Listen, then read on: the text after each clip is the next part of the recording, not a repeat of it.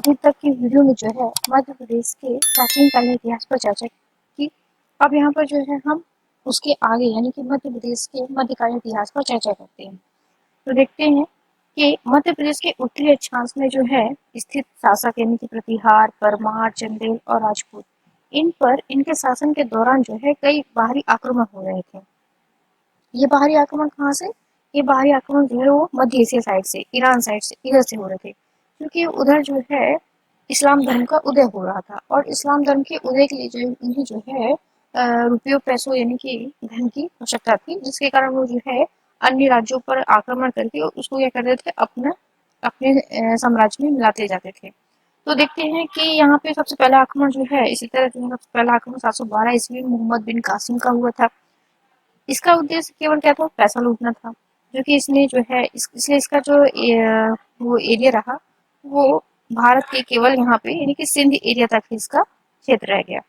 अब 1000 से 1025 ईस्वी तक जो है दूसरा किसका होता है? महमूद गजनवी का होता है। ये जो है केवल मतलब ये जो है भारत को 17 बार आक्रमण करता है ना। और इसका सबसे प्रसिद्ध जो आक्रमण था वो 10,025 ईस्वी में जो है वो सोमनाथ मंदिर का था, कि इसने जो है सोमनाथ मंदिर से बहुत बड़ी मात्रा में पैसे प्राप्त करके जो है अपने राज्य की राजधानी को स्थापित किया था। फिर तीसरा आक्रमण मोहम्मद गौरी का होता है। तो 1191 में तारिन का प्रथम युद्ध होता है पृथ्वीराज चौहान के साथ इसका, इसमें गौरी पराजित हो जाता है और पृथ्वीराज चौहान की विजय होती है। फिर अगले ही साल जो है गौरी अपनी सेना को मजबूत करके 1192 में तराइन के द्वितीय युद्ध करता है, जिसमें पृथ्वीराज चौहान क्या होते हैं? पराजित हो जाते हैं। और यहाँ पे गौरी का जो आक्रमण का उद्देश्य रहता है वो पैसों की प्राप्ति तो रहती है, साथ ही साथ वो अपने इस्लाम धर्म को भी प्रचार करने के उद्देश्य से आक्रमण करता है, यानी कि भारत में इस्लाम धर्म का प्रचार करना भी इसका एक उद्देश्य रहता है आक्रमण का। अब देखते हैं कि मध्य प्रदेश के संदर्भ में महमूद गजनवी की आक्रमण कहाँ कहाँ हुई, कौन कौन से शासक पे इसने आक्रमण किया। तो इसने जो है 1018 ईस्वी में गुर्जर प्रतिहार शासक जो है राज्यपाल पर आक्रमण किया था। राज्यपाल ये सब राजपूत थे, तो हुआ ये था कि राज्यपाल जो है ये आक्रमण किए बिना ही गौरी के जो है आत्मसमर्पण कर दिया था, गौरी को अपने आप को। इससे जो है विद्याधर जो शासक थे चंदेल के, ये नाराज हो गए थे, तो इन्होंने अपने राजपूत मंडली बनाई राजपूत मित्रों की और राज्यपाल को जो है इसकी हत्या करवा दी थी। तो महमूद गजनवी ने जो है 1119 में चंदेल शासक विद्याधर पर आक्रमण किया। यहाँ पर कोई निर्णय नहीं हुआ युद्ध का, आपस में दोनों जो है वापस चले गए। फिर 1021 ईस्वी में जो है कछवाहा शासक कीर्तिराज पर आक्रमण किया था। यहाँ पर ये जो है हमने पिछले वीडियो में भी बताया है कि जो कछवाहा राजा कीर्तिराज था उसके समकालीन कौन थे? उसके समकालीन विद्याधर और महमूद गजनवी था। तो ये 1021 ईस्वी में क्या हुआ? आक्रमण हुआ था इस पर भी। फिर 1023 ईस्वी में जो है विद्याधर पर पुनः आक्रमण होता है कालिंजर युद्ध दुर्ग के लिए। तो यहाँ पे जो है वो संधि करके इसको निपटा दिया जाता है इस आक्रमण को। फिर देखते हैं कि मोहम्मद गौरी के क्या क्या आक्रमण रहे मध्य प्रदेश के संदर्भ में। तो गौरी ने जो है अब क्या हुआ, गौरी ने 1192 में यानी कि तराइन के द्वितीय युद्ध में पृथ्वीराज को हराकर उत्तर भारत में अपनी सत्ता जमा ली। और आगे बढ़कर इसने जो है 1195 में ग्वालियर के लोहांग देव तथा मुरैना पर आक्रमण कर जो है ग्वालियर को भी जीत लिया था। अब इसने जीत लिया, इसे जो है अन्य राज्यों में भी अपना विस्तार करना था, इसलिए इसने क्या किया कि अपने गुलाम कुतुबुद्दीन ऐबक को दिल्ली की सत्ता देकर जो है अपने प्रदेश जो है गौर वापस चला गया था। देखते हैं अब गुलाम वंश की स्थापना कैसे होती है। तो कुतुबुद्दीन ऐबक ने भी जो है 1202 ईस्वी में कहाँ पे? बुंदेलखंड पर, वहां का शासक कौन था? परमार्दी देव। इस पर हमला करके जो है कालिंजर, महोबा और खजुराहो को अपने अधीन कर लिया था। कुतुबुद्दीन ऐबक के बाद जो है कुछ समय के लिए आराम सा शासक बना। देखिए यहाँ पर कुतुबुद्दीन ऐबक ने सुल्तान की उपाधि धारण नहीं की थी। सुल्तान की उपाधि जो है ये खलीफा से अपना जो है उससे प्राप्त करते थे। तो यहाँ पे फिर जो है आराम शाह के बाद जो है ग्वालियर के दुर्ग पर जो है बिहार के विग्रह ने जो है आक्रमण करके ग्वालियर पर कब्जा कर लिया था। ग्वालियर विग्रह के बाद जो है मलय वर्मन आता है, इसने जो है इसका विस्तार झांसी और शिवपुरी तक हो चुका था। फिर इसका भाई आता है नरवर्मन, इसने जो है गुलाम इसका कुतुबुद्दीन ऐबक का गुलाम इल्तुतमिश, इसकी सहायता की थी ग्वालियर के दुर्ग को किससे जीतने में, प्रतिहारों से जीतने में इसकी सहायता की थी। इसलिए जो है इल्तुतमिश ने नरवर्मन को शिवपुरी का क्षेत्र दे दिया था। और इल्तुतमिश ने जो है उज्जैन के महाकालेश्वर मंदिर को भी लूटा था और मांडू को भी लूटा था। इसके बाद इल्तुतमिश के बाद रजिया बेगम आती है। रजिया बेगम पहली महिला शासिका थी दिल्ली सल्तनत की।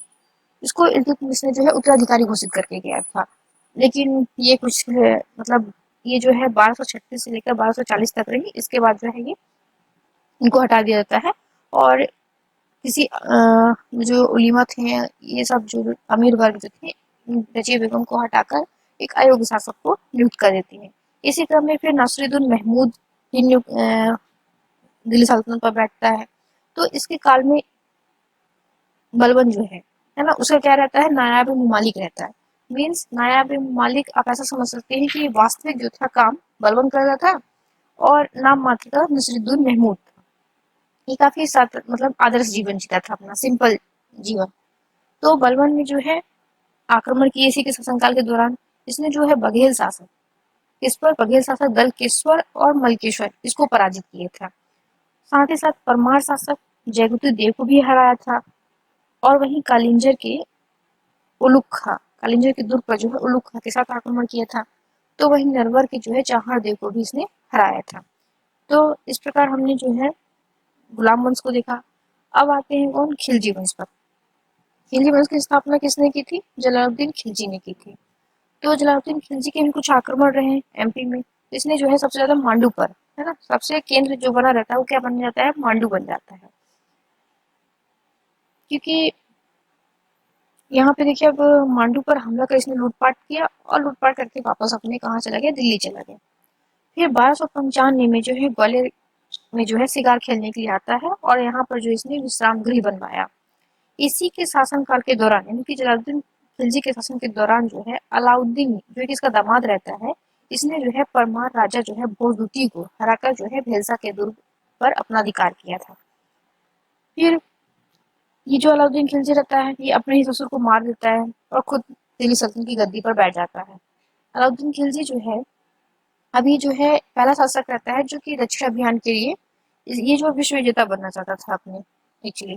तो इसका जो भी इसने जो है दक्षिण अभियान किया। दक्षिण अभियान में इसने देवगिरी को चुना।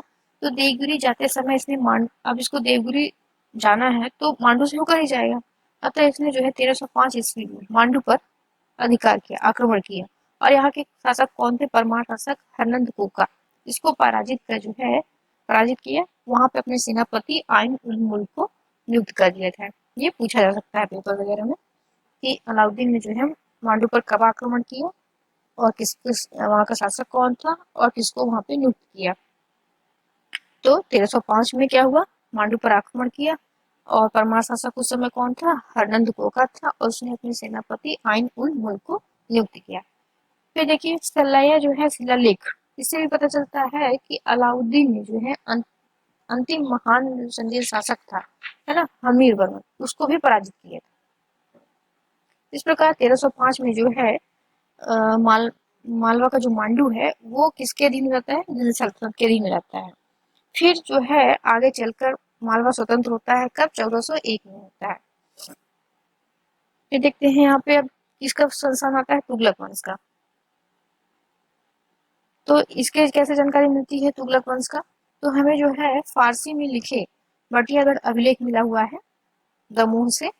तो यहाँ पे ये किस भाषा में लिखा गया है, फारसी में लिखा गया है, बटियागढ़ अभिलेख। यहाँ से स्पष्ट होता है कि गयासुद्दीन तुगलक, है ना, उसका क्षेत्र जो है वो दमोह पर था, मतलब उसका अधिकार दमोह क्षेत्र पर भी था। और तुगलक वंश के संस्थापक कौन है, ये गयासुद्दीन तुगलक ही है। और एक अन्य हमको अभिलेख मिला है वहीं से, जो कि संस्कृत में लिखा हुआ है, बटियागढ़ अभिलेख। इससे क्या पता चलता है, इससे पता चलता है कि दमोह में जो है, यहाँ पे एमबीटी का मतलब मोहम्मद बिन तुगलक से है, मैंने शॉर्ट फॉर्म में लिखा है कि दमोह में जो है मोहम्मद बिन तुगलक का भी अधिकार था। तथा दमोह से एक अभिलेख भी मिला हुआ है जिसमें मोहम्मद बिन तुगलक के सेनापति का नाम क्या मिलता है, जुलाची मिलता है हमें। फिर 1351 में मोहम्मद तुगलक की मृत्यु हो जाती है। मोहम्मद तुगलक को जो है अपनी मृत्यु के कारण उसको पागल सुल्तान भी बोला जाता है ना। इसने जो है अपनी ऐसी नीतियां बनाई थी, इसके कारण इसको जो है समय से पहले जो है कुछ नीतियां बनाई थी, जैसे कि दो आपने कर वृद्धि कर दिया था, मुद्रा सांकेतिक मुद्रा का चलन कर दिया था, है ना। इन सब के कारण इसको जो है जो कि असफल रही, इसलिए इसको जो है पारस सुल्तान भी बोला गया। तो इसकी मृत्यु होती है 1351 में। अब 1351 में इसकी मृत्यु के पश्चात इसका भाई जो है वो फिरोज शाह तुगलक, है ना। फिरोज शाह तुगलक जो है वो दिल्ली का सुल्तान बनता है। 1505 ईस्वी का एक सती लेख मिला हुआ है, कहाँ से, दमोह से। उसमें पता चलता है कि फिरोज शाह तुगलक का जो पुत्र था वो कौन हुआ, गयासुद्दीन तुगलक हुआ। और गयासुद्दीन तुगलक के बाद इसका पुत्र कौन हुआ, नासिरुद्दीन हुआ। ये कहाँ से, हमें दमोह के एक सती लेख मिला हुआ है 1505 ईस्वी में। फिर 1512 ईस्वी में जो है दमोह जिले से ही शिलालेख में नसरुद्दीन के पुत्र कौन, मोहम्मद शाह तुगलक, इसका नाम मिलता है कि नसरुद्दीन शाह मोहम्मद, नसरुद्दीन का पुत्र कौन हुआ, मोहम्मद शाह तुगलक हुआ। इस प्रकार से जो है देखते हैं कि 1531 तक दमोह क्षेत्र से मालवा के जो सुल्तान थे उनकी पूरी सत्ता समाप्त हो जाती है। मालवा में मतलब सुल्तानों की जो सत्ता है वो क्या हो जाती है, समाप्त हो जाती है यहाँ तक। क्योंकि 14 में कुछ अन्य जो रहते हैं वो भी शासक रहते हैं, वो आक्रमण वगैरह करते हैं। तो इस तरह से 1500 तक, 1531 तक आते आते जो है दमोह क्षेत्र से सुल्तानों की समाप्ति हो जाती है।